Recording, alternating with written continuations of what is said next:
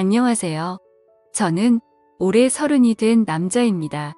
이런 고민을 어디에다가 털어놓을지 몰라서 벙어리처럼 끙끙 앓고 지낸 지 만 년째입니다. 조심스럽게 사연을 써서 보내니 현실적인 조언을 부탁드립니다. 저는 어릴 적에 어머니를 잃었습니다.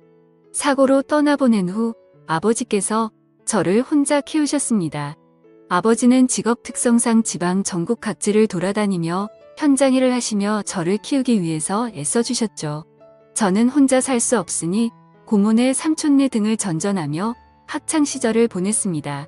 그렇다 보니 어느 한 곳에 오래 머물러 있지 못해서 친구들을 사귀는 것이 무척이나 힘들더라고요. 남들이 동창 모임이나 동네 친구와 약속을 잡고 만나는 모습을 보면 한없이 부러워지고는 했습니다. 그런 제가 마음을 열고 친해지게 된 사람들이 있었어요. 그건 바로 동호회 사람들입니다. 저는 20살 때부터 동호회 활동을 했는데요. 다름 아닌 절약 동호회라는 모임입니다.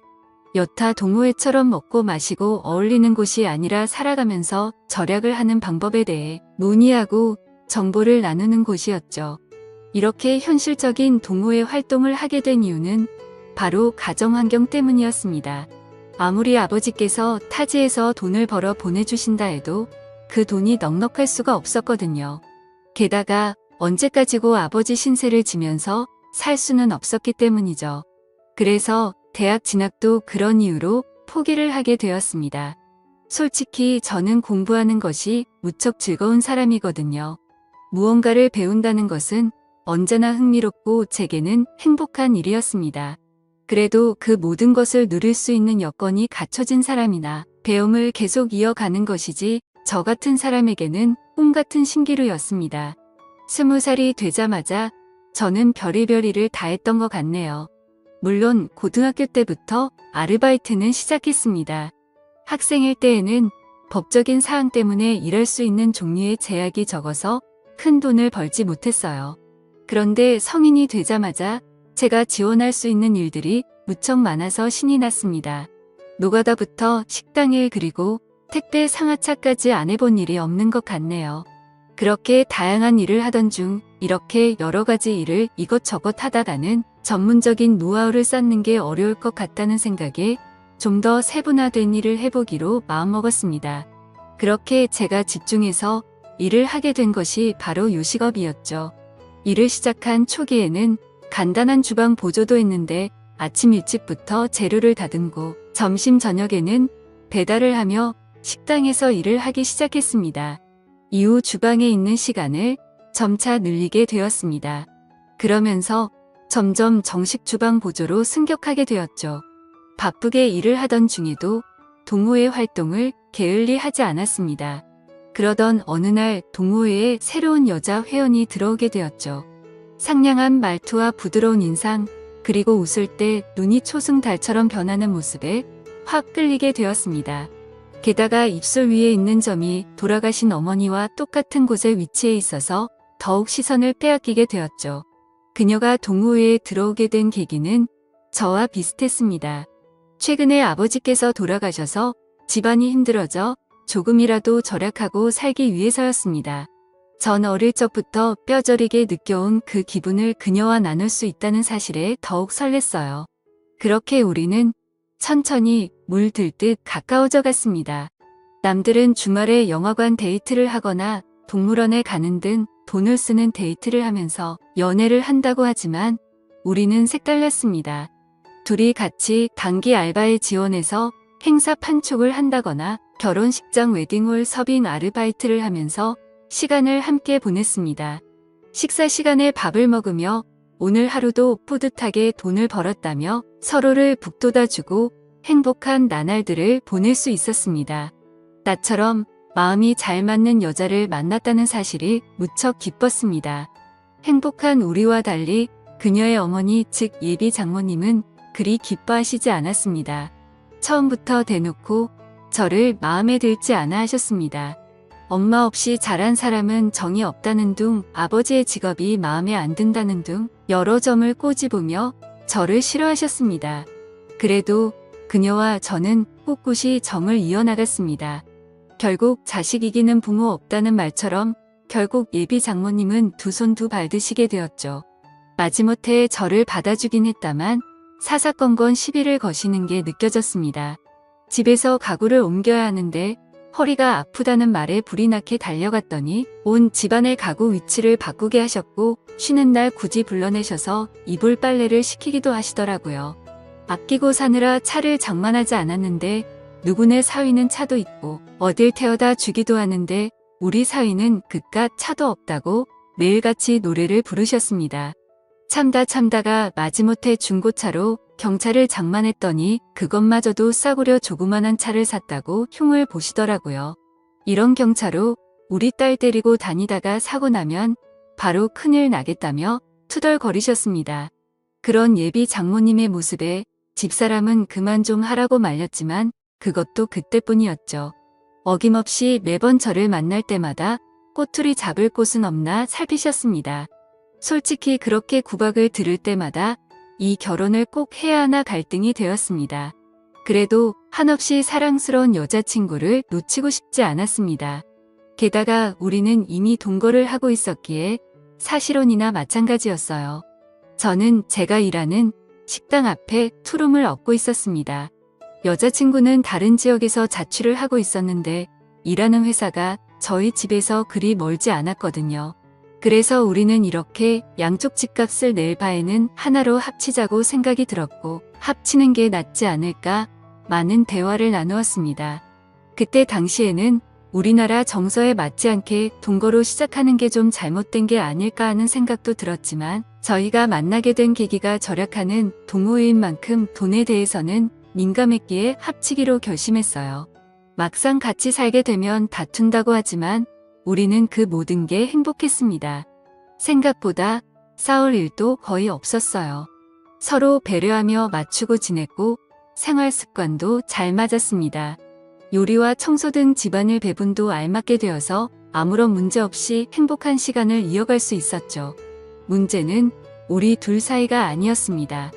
바로 예비 장모님이었어요. 얼마 지나지 않아 동거를 한다는 사실을 들키게 되었고 난리가 났습니다.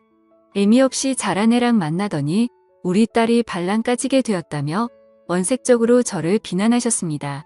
대체 제 어머니가 일찍 돌아가신 것과 무슨 상관이 있다고 그렇게 말씀하시는 것인지 너무나 서운하고 속상했지만 동거 자체가 그리 좋은 건 아니기에 크게 대꾸를 하지 않았습니다. 그렇게 동거 사실을 들키고 난 뒤 결혼에 대한 이야기가 급속도로 진전이 되었네요. 이렇게 살 바에는 차라리 결혼을 하라고 하셨습니다. 의외로 결혼에 대해서는 관대하신 모습을 보고 깜짝 놀랐었죠. 마음 한켠으로는 다행이라고 생각했어요. 그래서 아버지께 말씀드린 후 상견례를 하기로 했습니다. 약속된 상견례 날 저희 아버지는 갖고 계신 단화에 양복을 꺼내 입고 오셨어요.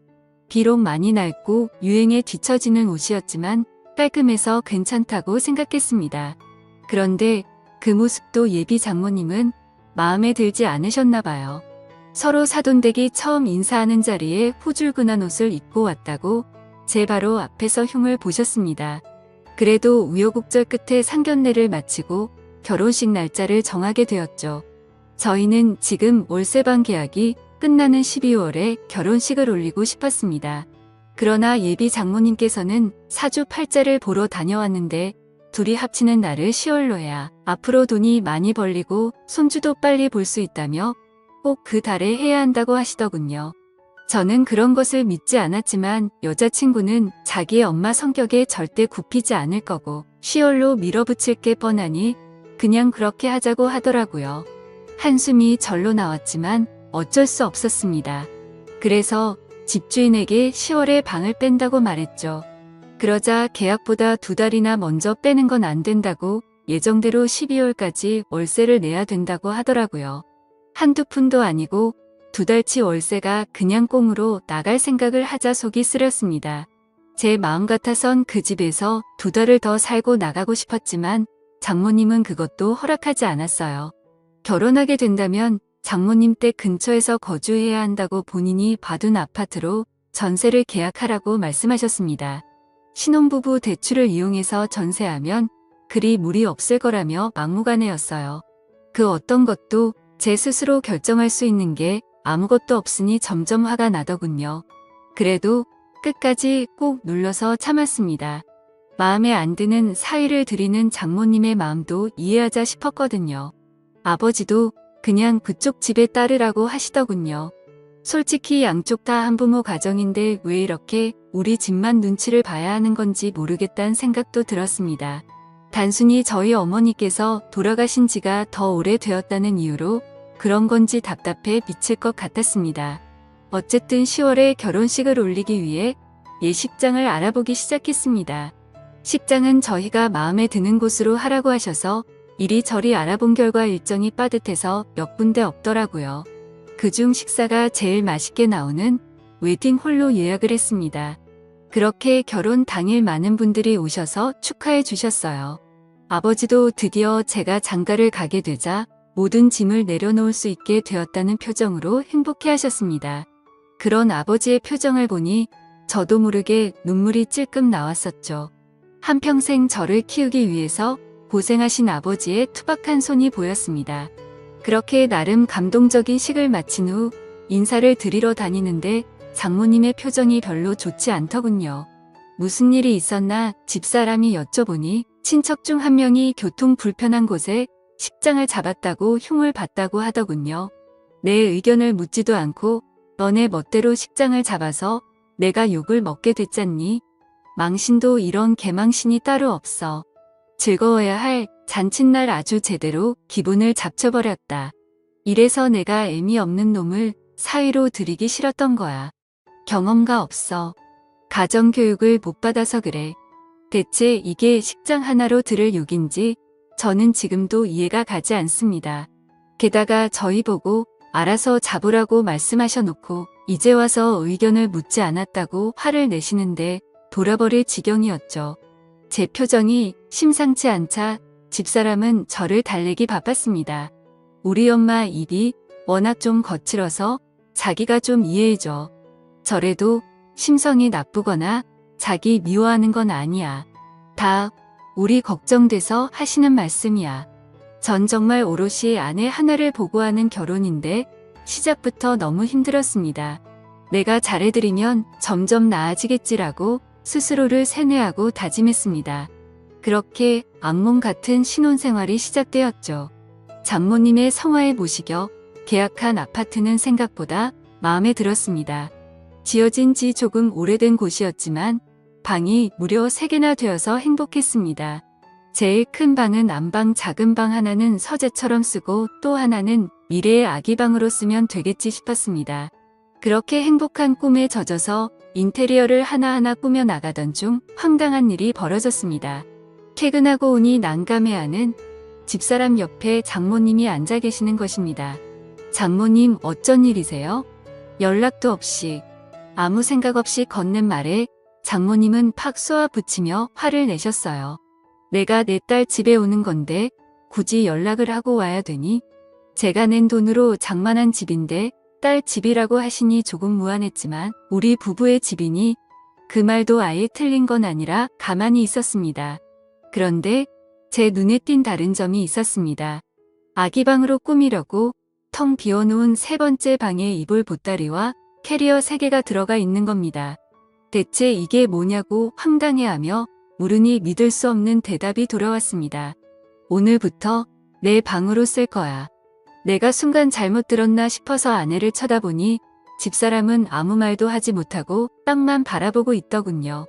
너네 곧 애 낳을 건데 대체 누가 돌볼 거야? 내 딸 고생하는 모습 보니 차라리 내가 도와주려고 하네. 그래서 미리 들어와 있는 건데 자넨 그게 싫은가? 내가 싫은 건가?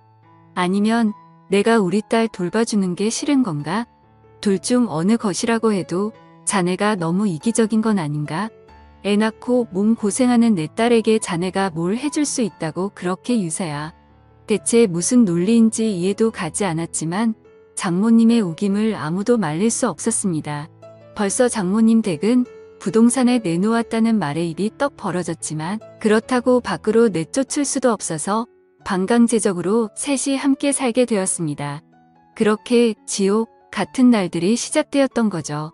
아침 일찍 일어나지 않으면 그렇게 게을러서 우리 딸을 어떻게 먹여 살릴 거냐고 구박하셨고, 샤워하는 동안 물을 3개 틀어놨다고, 빵 파서 돈이 나오냐고, 낭비가 심하다고 화를 내셨습니다. 장모님은 그냥 내가 숨을 쉬는 것 자체도 불만이지 않으실까 이야기를 하니 집사람은 웃으며 그건 말도 안 된다고 하더군요. 나는 속이 썩어 들어가는데 집사람은 그냥 엄마가 까칠하다고만 넘겨버리니 저만 이상한 놈 되는 것 같았습니다. 그런데 문제는 그뿐만이 아니었어요. 장모님이 자꾸 우리를 엿보는 것 같았습니다. 정확히 말하자면 우리가 아닌 저를 말입니다. 처음엔 자의식 과잉인가 싶었지만 날이 갈수록 점점 뚜렷해지고 심해지는 모습에 식은땀이 절로 흘러나오더군요. 집사람에게 은근슬쩍 이야기를 해봤지만 말도 안 되는 헛소리 하지 말라고 마구 웃더군요. 전 진지하게 정말 장모님이 날 자꾸 엿보신다고 하니 자기 엄마를 이상한 사람으로 만든다고 오히려 저에게 화를 내기 시작했습니다. 그렇게 우리 엄마랑 사는 게 싫으면 차라리 나가시라고 하면 되지. 왜 그런 식으로 거짓말을 하냐고 하는데 정말 미치고 팔뚝 뛰더라고요. 처음엔 별일이 아니었습니다. 퇴근 후 옷을 갈아입으려는데 갑자기 안방문이 벌컥 열렸어요. 화들짝 놀라서 몸을 가리니 장모님이 대수롭지 않은 듯 빨래 갖다 놓으러 들어왔다고 하셨죠. 볼 것도 없는데 뭘 가리냐고 하셔서 멋쩍게 넘겼지만 그날 이후로 매일 같이 제가 옷을 갈아입는 그 시간에 빨래를 갖다 놓으러 들어오셨습니다. 하루는 제가 문을 잠궜더니 미친 듯이 문을 두드려서 이러다 부서지겠다 싶어 황급히 열고는 했습니다. 이뿐만이 아니에요. 휴일에는 피곤해서 조금 늦잠을 자고 싶어서 잠을 자고 있으면 저를 깨운다는 명목으로 이불을 걷어 젖혀버립니다. 전 아직까지 혈기왕성한 시기라서 아침이면 신체적인 반응이 일어나 있는데 그 모습을 빤히 쳐다보고 계시는 겁니다. 너무 당황해서 서둘러 가렸더니 딸만 키워서 처음 보는 광경이라서 눈을 실수했다고 하시는데 저는 할 말이 없더군요. 또한 소파에서 낮잠을 자고 있는데 뭔가 기분이 이상해서 일어나 보니 장모님 손이 제 몸에 손을 대고 있는 겁니다. 깜짝 놀라서 뭐 하시는 거냐고 물어보니 제가 잠을 자면서 막 헛소리를 하고 식은땀을 흘리길래 열이 있나 어디 아픈 건가 싶어서 열을 재려고 했다고 하시더군요. 보통 열을 재는 것은 이마에 손을 대지 않습니까? 그런데 제 복부에 손을 대고 있었으니 이건 정말 이상하다고 느낄 수밖에 없었습니다. 그러던 중 제가 정말 정색을 하고 화를 낸 적이 있습니다. 화장실도 제가 씻을 때 가끔 불쑥 문을 여시길래 항상 습관적으로 잠궈놓고 씻기 시작했습니다. 그러던 어느 날 퇴근 후 씻으려고 화장실에 들어갔는데 문 손잡이에 잠금 버튼이 없는 겁니다. 황당해서 이리저리 둘러봐도 없길래 물어봤더니 집사람 말로는 장모님이 공구로 뽑았답니다. 대체 이걸 왜 뽑았냐고 어이가 없어서 여쭤보니 요즘 TV를 보다가 안 좋은 이야기를 들었답니다. 연예인들이 가끔 우울증이 오면 그렇게들 화장실에서 안 좋은 선택을 한다며 잠겨 있으면 구조하기 힘들어서 골든 타임을 놓친다고 그걸 방지하기 위해서 화장실은 잠금 장치가 있으면 안 된다고 하더군요. 그 말에 어이가 없어서 황당한 표정을 하고 있는데 집사람은 오히려 장모님의 말을 신뢰하는 모습이었죠. 아내는 똑소리 나는 여자인 줄 알았는데 자기 엄마의 말이라면 저렇게 맹목적으로 믿고 있다니 참 아이러니했습니다. 더 이상 이 집에서는 마음 놓고 편히 씻지도 못하겠다는 생각에 사로잡혔습니다. 이 이야기를 사연에서 처음 털어놓는 건 아닙니다. 직장 동료에게 제 이야기가 아닌 마치 다른 사람 이야기처럼 조심스럽게 물어봤더니 그런 장모가 어디 있냐고 지어내지 말라고 웃더군요. 아무도 믿어주지 않을 것 같아서 저도 어쩔 도리가 없었습니다. 점점 집에 들어가기 싫어지고 밖에서 시간을 보내는 날이 늘어났습니다. 한 번도 그런 적 없는데 제가 방황을 하자 집사람은 오히려 제가 밖에서 여자를 만나고 있는 것이 아닌지 의심을 하더군요. 겨우 아니라고 설득을 했지만 이대로는 못 살 것 같다고 느꼈습니다. 그러다 드디어 대망의 사건이 일어나게 되었죠. 장모님과 함께 살고 있어도 아직 우리는 신혼이기에 조심스럽게 달달한 시간을 가지고 있었습니다. 그날도 조용히 시간을 보낸 후 숨을 돌리고 있었습니다. 집사람이 먼저 화장실에 씻으러 갔고 저는 침대에 누워 있었죠. 그런데 갑자기 찰칵 소리가 들리는 겁니다. 화들짝 놀라서 일어났는데 황급히 자신의 방으로 들어가는 장모님의 모습을 보았습니다. 저는 그 광경에 이성을 잃고 장모님의 방으로 정신 나간 사람처럼 쫓아갔습니다. 제 그런 반응을 예상하지 못했는지 장모님은 당황해서 소리를 지르시더군요. 저는 아랑곳하지 않고 장모님의 휴대폰을 뺏었습니다. 소란스러운 소리에 집사람은 샤워를 하다가 뛰쳐나왔고 장모님과 대치하고 있는 저를 보고 화를 내기 시작했습니다. 자기 엄마 앞에서 뭐하는 짓이냐 말이죠. 저는 집사람에게 모든 사실을 이야기했습니다. 내 말이 믿겨지지 않으면 지금 바로 장모님 휴대폰 속 사진첩을 열어보자고 했습니다. 비밀번호로 잠겨 있어서 확인할 수 없으니 지금 눈앞에서 비밀번호를 부르라고 했죠. 집사람도 처음엔 믿지 않았지만 제가 이토록 화를 내는 건 처음 보았기에 그렇게 하자고 장모님을 설득했습니다. 그런데 장모님은 입을 꼭 다물고 이야기를 하지 않으셨습니다. 자신은 억울할 뿐만 아니라 핸드폰을 보여줄 의무가 없다며 우기는 장모님의 모습에 집사람은 제발 알려달라고 애원했습니다. 안 그러면 평생 엄마를 안 볼 거라고 화를 내는 집사람의 모습에 장모님은 할 수 없이 비밀번호를 말했습니다. 핸드폰을 열자마자 사진첩에 등장한 사진은 제 예상대로였습니다.